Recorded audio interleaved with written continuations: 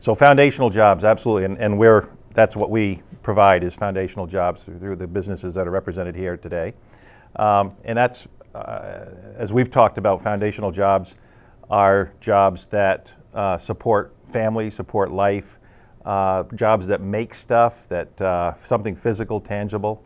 And they are the base. If you don't have foundational jobs, you don't have a solid foundation for your society. You don't have a foundation for tax base. You don't have a foundation for public service entities, and on it goes. So absolutely, foundational jobs is the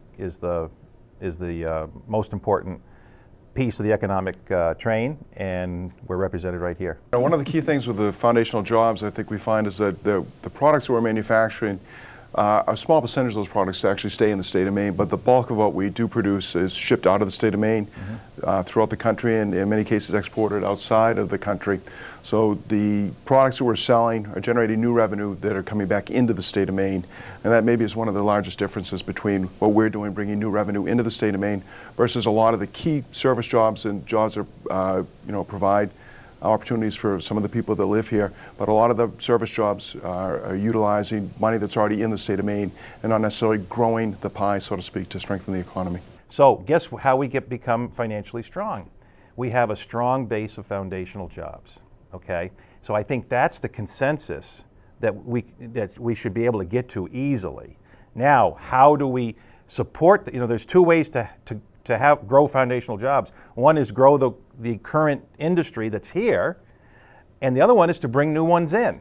All right, so you have to look at both perspectives. How do we, from a public policy standpoint, support support the current foundational industries that we have that are providing those foundational jobs, and how do we make ourselves more attractive to the folks coming in and looking to invest in industries that will supply foundational jobs? I've been, in the last 5 years or 4 or 5 years, my company has suffered the loss of 5 major paper mill clients.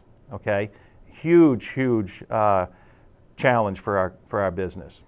And so I've been extremely proactive in seeking and trying to encourage and trying to entice other companies, other investors to come in and invest in Maine to replace a lot of that business that we lost. And I'll tell you right now, it's not easy. It is not easy. The people with that kind of money to invest and have that kind of vision for their own businesses, they have lots of options. All right, they have choices. They have lots of choices. And we have the trees, but we've got to have more than that to get these investments in. Trees do grow other places too. Trees grow other places. Yeah. Everything's a global market now. Doesn't matter what it is. It's global because of the environment we're in.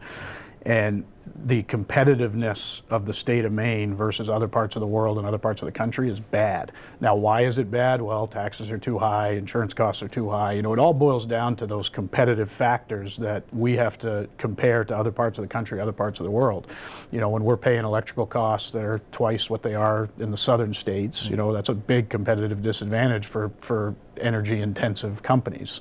We're sitting in a great location because we are a day's drive to a third of the population of the country, I believe. So we've got raw material, we've got resources, we got blueberries, we got lobsters, we got all this stuff. We're in a great location to sell it all, but we've got a competitive environment where we're high cost compared to the rest of the world, other parts of the world. We've got to look at why we're not competitive and start attacking those on an individual basis to become more competitive.